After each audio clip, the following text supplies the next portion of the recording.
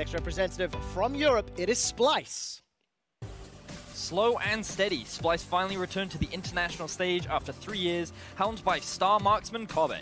The odd one out from the other European representatives, Splyce are bringing a bunch of fresh faces to the international stage, including rising star Humanoid, EU Midsman. Also a huge congrats to Vizichachi, who has finally qualified after his debut in 2014. Starting roster. Top lane, Vizichachi. Jungle, Xerxe. Mid lane, Humanoid. AD carry, Kabi. Support, Norscairn. Head coach, Duke. First up is Splyce, the LEC's 3rd seed. Splyce comes into the group as the favorites due to being from a major region and playing the likes of G2 Esports and Fnatic in the regular season. This year, those two teams have overshadowed every other team in their league, but Splyce has managed to solidify their spot just below them in 3rd. Their spring split ended in the hands of Fnatic in the postseason, but their summer split was mostly better. This is where Splyce claimed their spot as the 3rd best in the league. It's partially because of Origin's downfall, but for the most part, Splyce stepped up in summer. That was until playoffs, where they did lose to Rogue in the quarterfinals, but they managed to play well in the regional qualifier to secure their world spot. The one who improved the most though is Humanoid. He was the Lissandra player in spring, but in summer he showed he was more confident by playing champions like Akali and Kiana. He hard carried many of these games too. But Splyce's primary carry on the team is Kabi. Xerxe typically plays around the bottom lane with the intention of getting Kabi ahead. Splyce is an outlier in the LEC, choosing to play a late game oriented style instead of the aggressive early game style many other European teams utilize. It can be exploited by strong early game teams. But if it isn't, Splyce will out-teamfight nearly anyone. They also have veteran LEC talent that will be crucial to their success. Europe is considered a favorite region to win all of Worlds this year. Splyce will want to show they're worthy of being under the same banner as G2 and Fnatic. And it is Isurus Gaming. The super team of LatAm, Isurus Gaming, are built around legendary mid laner and the most decorated domestic player, Seiya. With his partner in crime of 4 years, Audi, this team revolves around mid-jungle pressure to beat you on the map. This iteration of the roster might be Seiya's best chance to finally make it to the group stage, and the one that LatAm have been waiting for. Starting roster. Top lane, Bugax. Jungle, Odi.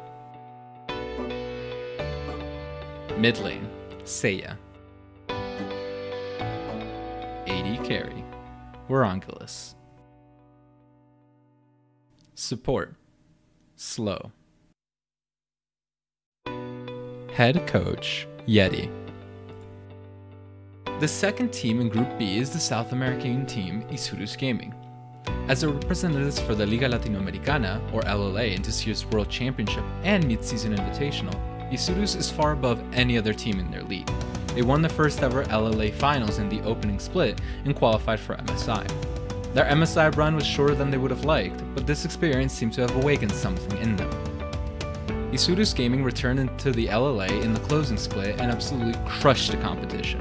In fact, they went 17-4 in the regular season. Then, the team went on to win every series in the postseason with only dropping a single game. Perhaps the biggest threats in this team are the solo laners, Bugax and Seiya. These two aren't interested in playing scaling picks or champions with low agency. They're commonly on the melee picks like Akali, Sylas, and Aurelia that want to fight. They are capable of solo killing their opponents in lane and are very threatening.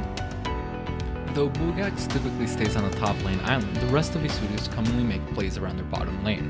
Warangelis, their ADC, is another fantastic player with quite an aggressive playstyle. He's the type to jump forward on Tristana to start a fight for his team, and he looks good doing it. This team is terrifying with the lead because they can split push and team fight well, but even if they're behind, you can't count them out. Warangelis has an impeccable ability to stay in the game and carry the team where he's needed in team fights. Isurus Gaming is carrying the hopes of Latin America on their shoulders, and though most will count them out, they're here to make a statement and attempt to be the first team of Latin America to make it into the group stage. Detonation FocusMe.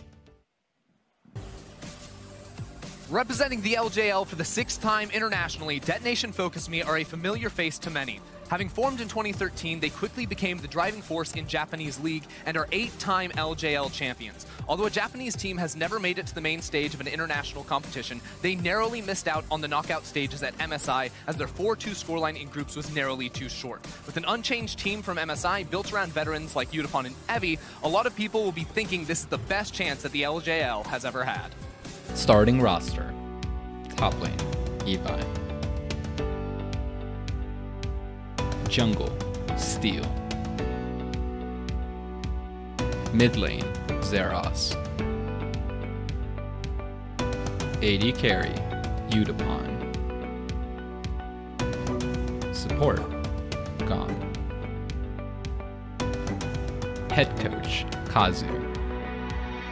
Last but not least is Detonation FocusMe, or DFM. They're representing the LGL, Japan's regional league, and are looking to finally make it out of the play-in stage.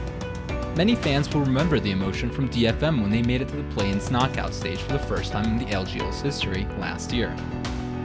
They nearly made it out of play-ins in MSI, so it's more than possible they can at the World Championship. This is especially true with the form they've shown this year. DFM has crushed the LGL in both splits, going 20-01 in spring and 17-4 in summer. Plus, they handily won both split finals. In the current meta, most would expect such a dominant team to be strong in the early game, but for DFM, that's not necessarily the case. Typically, their early games are relatively quiet as lanes scale up. There is some skirmishing, but DFM tends to focus on the mid to late game. At this point, DFM flips the switch. They travel as a pack to find winning teamfights and objectives to build their lead. Their drafts promote this style, utilizing tankier top laners and junglers with scaling mid lane mages and marksmen. It will be interesting to see them match up against Splyce, the other teamfight-oriented squad in the group. Perhaps the most notable player on the squad is Gang. DFM support. Gang is an exemplary playmaker in lane and in mid to late game. He's often the reason his team can accumulate early advantages in the bottom side of the map. Later on, he's usually the one hitting the hooks and kicking off teamfights. Detonation FocusMe made it further than ever last year, and they'll want nothing more than to finally break through to the main event this year. Watch the 2019 World Championship here at ESTNN TV. For more information on the tournament, team standings, and players, visit lolesports.com. Also, stay tuned here at ESTNN for more Worlds 2019 coverage.